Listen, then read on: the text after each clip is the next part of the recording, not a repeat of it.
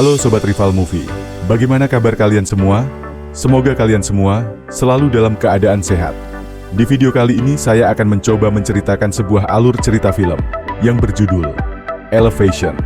Film ini rilis pada bulan November tahun 2024. Film ini menceritakan kisah tentang perjuangan seorang ayah tunggal bernama Will yang rela turun gunung menghadapi predator bengis untuk mendapatkan beberapa filter demi keselamatan putranya yang bernama Hunter. Bagaimanakah keseruan ceritanya? Tanpa basa-basi lagi, kita langsung saja gaskan ceritanya sampai tamat. Film diawali dengan cuplikan kekacauan yang terjadi di bumi 3 tahun lalu. Kemunculan tiba-tiba predator misterius yang sangat bengis dari bawah tanah telah membantai 95% populasi manusia di bumi dalam kurun waktu 1 bulan. 5% yang masih selamat harus hidup terisolasi bertahun-tahun di pegunungan dengan ketinggian 8.000 kaki. Mereka bisa bertahan hidup karena sang predator tidak bisa mencapai ketinggian itu. Zona aman global manusia saat ini berada di ketinggian 8.000 kaki di atas permukaan air laut. Diceritakan sekarang seorang anak laki-laki yang berusia 8 tahun bernama Hunter. Ia adalah satu-satunya anak yang masih hidup dari serangan predator. Merasa sangat kesepian, ia nekat pergi untuk melihat tempat ibunya meninggal dari kejauhan. Kini ia berada di ketinggian 7.700 kaki. Dan tiba-tiba inilah yang terjadi.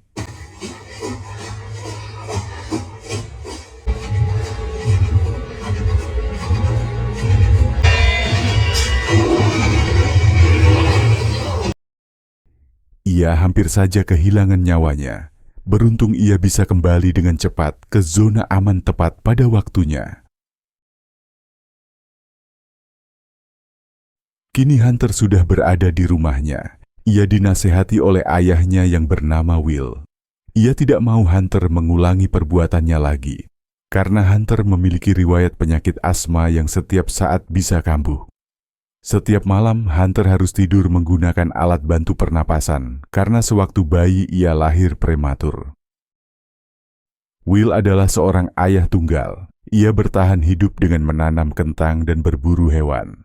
Ia sering berburu bersama sahabat dari mendiang istrinya yang bernama Kathy.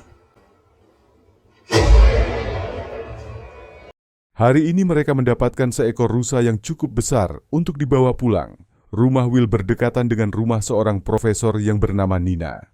Saat ini Nina terlihat sedang sibuk dengan penelitiannya, yaitu menciptakan sebuah amunisi yang dapat menembus badan sang predator yang ia sebut Reaper. Namun usahanya sampai saat ini belum berhasil. Hari ini adalah hari ulang tahun Hunter. Will menukar beberapa kentang yang ditanamnya dengan sekotak makaroni keju. Will memberikan makanan itu sebagai hadiah untuk Hunter sambil mengucapkan selamat ulang tahun. Hunter sangat senang karena itu adalah makanan favoritnya. Di suatu malam Will terlihat panik melihat Hunter kejang karena filternya sudah mulai habis. Dengan cepat Will menggantinya dengan suntikan. Suntikan itu hanya mampu membuat Hunter bertahan 5 hari ke depan. Ia harus segera mendapatkan filter sebelum itu. Sambil melihat peta, ia mulai merencanakan sesuatu. Ia akan turun gunung besok pagi untuk mencari filter di sebuah rumah sakit. Ia berharap akan menemukannya di sana. Malam itu Will mendatangi rumah Profesor Nina. Ia bermaksud untuk mengajak Nina dalam rencananya menemukan beberapa filter untuk Hunter. Di salah satu rumah sakit yang terletak di dataran rendah yang bernama Boulder. Namun Nina menolaknya. Ia tidak mau membantu Will, karena ia menganggap rencana Will itu mustahil untuk dilakukan. Sebagai informasi, Nina juga merupakan sahabat dari mendiang istrinya. Tapi Will tidak suka dengan Nina, karena gara-gara dia, ia harus kehilangan istrinya yang tewas saat keluar melakukan penelitian bersama Nina dan timnya. Sebelum Will pergi, ia membayar orang untuk menjaga dan merawat Hunter 5 hari ke depan. Ia juga datang ke toko senjata untuk persiapannya. Tiba-tiba Katie muncul dan ia tahu bahwa Will akan pergi ke Boulder. Katie memaksa untuk ikut dengannya. Will sempat menolak sebelum akhirnya mengizinkannya. Will berpamitan dengan Hunter dan ia berjanji akan kembali dengan keadaan selamat. Pagi harinya mereka berangkat. Nina akhirnya ikut bersama mereka. Terlihat Nina tidak menyukai kehadiran Katie. Will marah kepada Nina. Ia minta agar Nina bersikap lebih sopan. Setelah berjalan cukup jauh, saatnya mereka bertiga melewati garis putih pembatas 8.000 kaki. Sebelum ia melangkah, Nina melihat benda seperti kompas di tangannya. Benda itu dapat mendeteksi kedatangan predator di tengah jalan. Mereka menemukan mobil yang mogok. Will memeriksa keadaan mobil itu. Ia berharap ada salah satu mobil yang akan bisa ia gunakan. Nina meminta Katie memegang alat pelacak. Ia menjelaskan, jika jarum itu bergerak, artinya akan ada predator yang akan mendekat. Will menemukan tabung peluncur granat yang dipasang pada senjata Katie, sedangkan Nina mendapatkan potongan tubuh predator. Di sana, Nina dan Katie sempat bertengkar atas kematian istri Will. Will yang melihat itu melerai mereka berdua.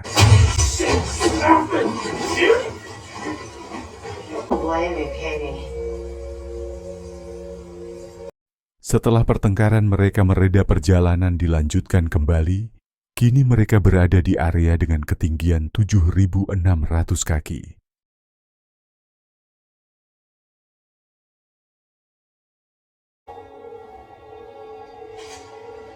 Suara monster mengagetkan mereka. Seketika mereka panik.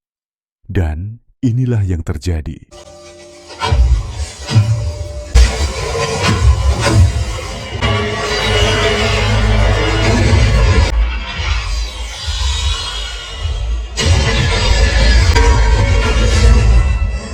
Kereta gantung akhirnya berhasil dijalankan. Nina segera naik dan disusul oleh Will dari atas sambil terus menembaki sang predator. Akhirnya Katie bisa naik ke atas menara.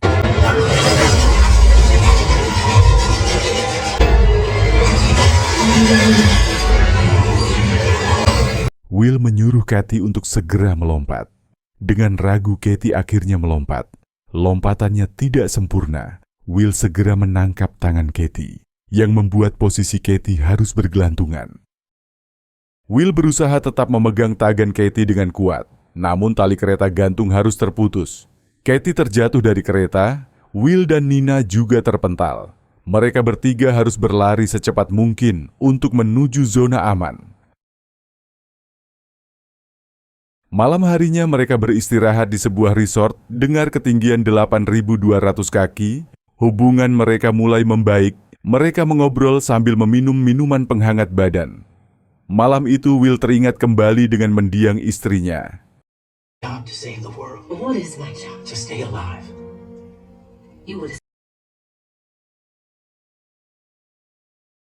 Di pagi hari mereka melanjutkan perjalanan dengan menyusuri sebuah terowongan. Will sangat yakin dengan rencana itu.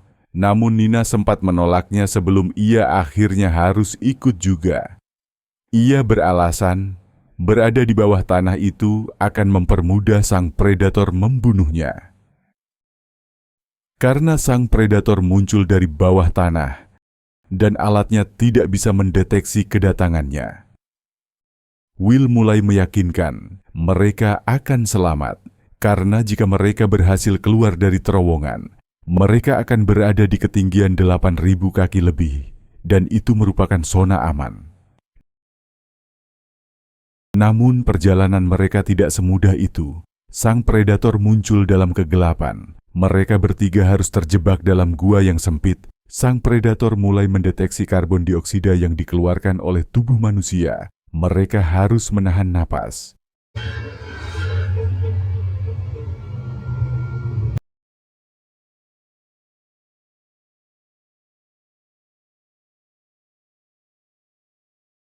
Will berhasil mengecohnya dengan bom asap. Cathy segera berlari untuk mencari jalan keluar, dan ternyata ia harus terbunuh di sana. Nina terus berlari menyusuri terowongan.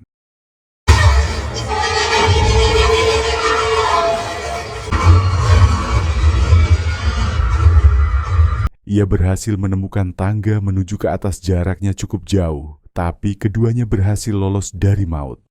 Setelah berada di zona aman, mereka melanjutkan perjalanan. Will menemukan sebuah mobil yang masih hidup.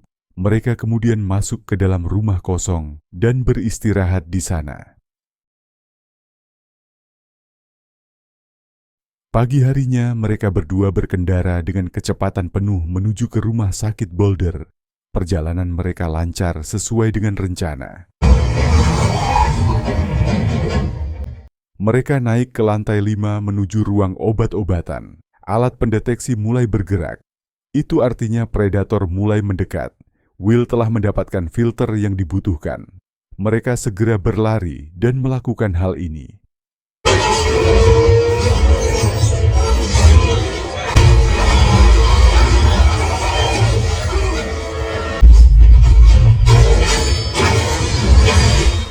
Sang predator terlempar keluar jendela dan tidak bergerak.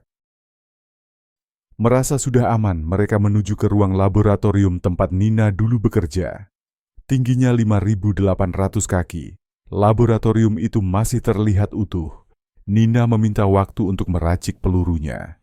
Will meminta maaf kalau selama ini dia menyalahkan Nina atas kematian istrinya. Dia tidak tahu jika Nina juga kehilangan suami dan kedua anaknya. Nina mulai mencoba peluru yang sudah diracik. Namun ia masih gagal lagi. Nina menyuruh Will untuk pergi duluan. Ia akan mencoba untuk meracik peluru yang lain. Jika berhasil, ia akan menyusul Will dengan mobil Nina yang masih berada di parkiran. Pergilah secepatnya, Will Hunter membutuhkanmu. Nina berusaha kembali untuk meracik pelurunya, tapi usahanya masih juga gagal.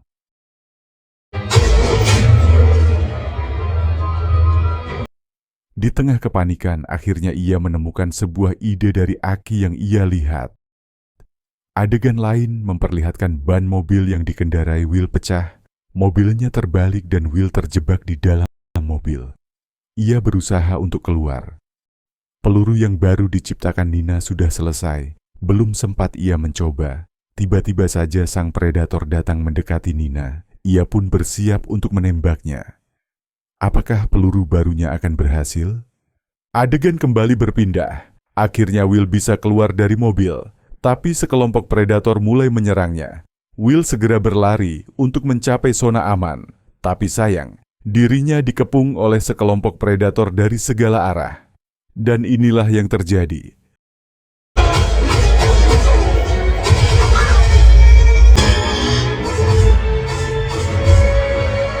Peluru yang digunakan tidak dapat menembus badan sang predator. Sambil menangis, Will pasrah. Monster itu sudah terlalu dekat dengannya. Namun tiba-tiba,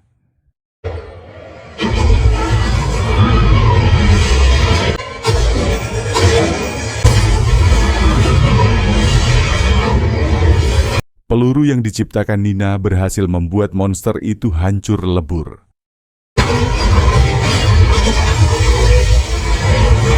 Di sini diketahui jika dalam tubuh si monster adalah mesin semua. Sebab itulah monster itu tidak memakan manusia, tidak tidur, tidak bernafas, dan tidak bisa terbang mencapai ketinggian 8.000 kaki karena settingannya sudah seperti itu. Dan siapa yang menciptakannya?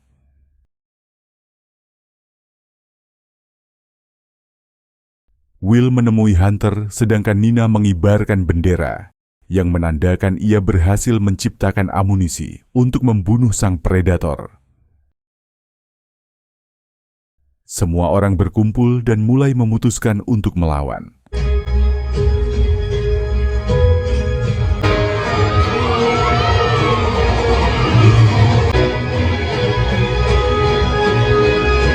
Bagaimana pendapat kalian tentang alur cerita film ini?